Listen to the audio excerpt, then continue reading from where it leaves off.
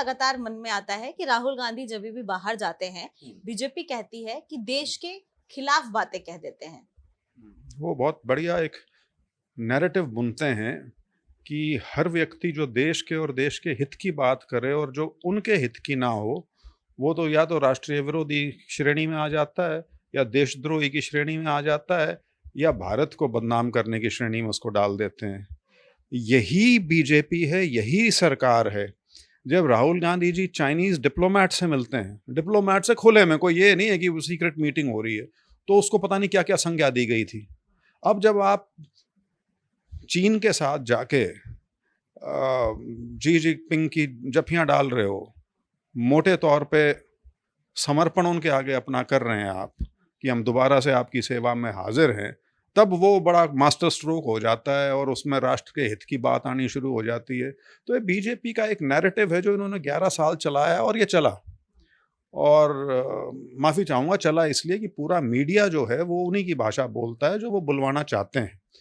तो अब सारी दुनिया टीवी देखती है, तो उस नाते लोग भी उस तरह का एक मत बनाना शुरू कर देते हैं। लेकिन ये खेल अब सारा का सारा ऑपरेशन सिंदूर के बाद से जिस प्रकार से अंतर्राष्ट्रीय पटल पे ये समझ में आया है कि हमारा तो कोई दोस्त ही नहीं है।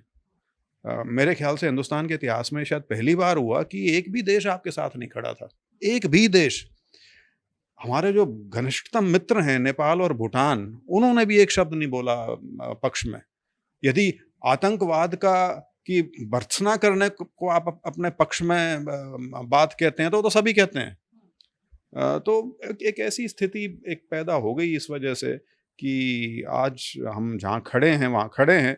और राहुल गांधी जी जब विदेश में जाके भी जब बात करते हैं, चाहे वो डायस्पोरा हो या वहाँ के विदेश के थिंक टैंक्स हों, वहाँ के एकेडमिक्स हों या इंटेलेक्चुअल्स हों, उनसे जब एक वार्तालाप करते हैं तो एक साफ सुथरे तरीके से करते हैं। और जो अपनी उनकी समझ है, जिस प्रकार से देश में जो व्यवस्था बनी हुई है और जिस प्रकार से एक इंस्टीट्यूशनल वीकनिंग हो रही है, और जो अब उजागर होके सामने आई है हर प्रकार से, तो देखिए राहुल गांधी जी पिछले 10-11 साल से जो भी कहते आए हैं ना, जब वो बोलते थे उस बात को, उनका मजाक उड़ाया जाता था, उसका परिहास किया जाता था।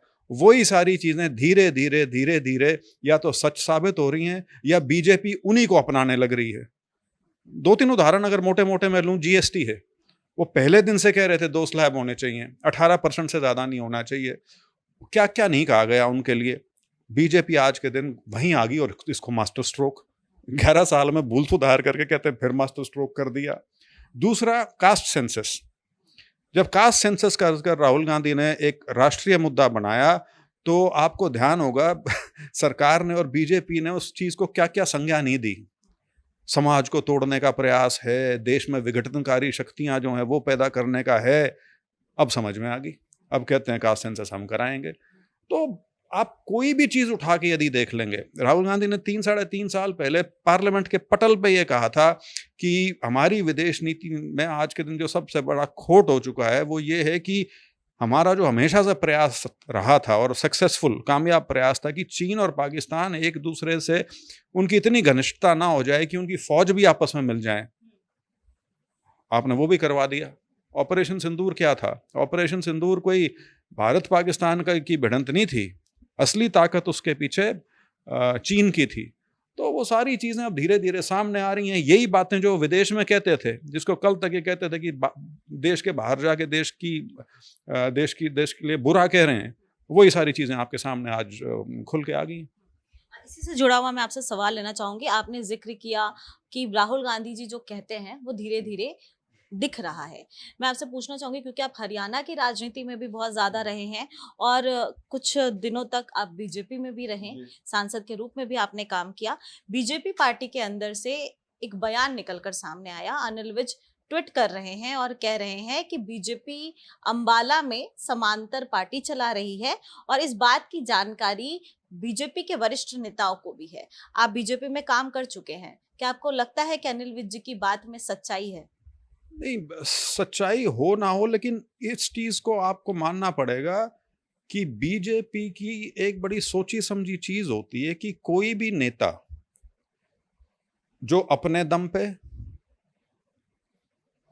वो किसी समाज को यदि का प्रतिनिधित्व करता है उस वजह से, या किसी पारिवारिक पृष्ठभूमि से, जिसकी भी जहां पर पकड़ है, उसको कमजोर करने में वो बिल्कुल सक्रिय भूमिका निभाते हैं।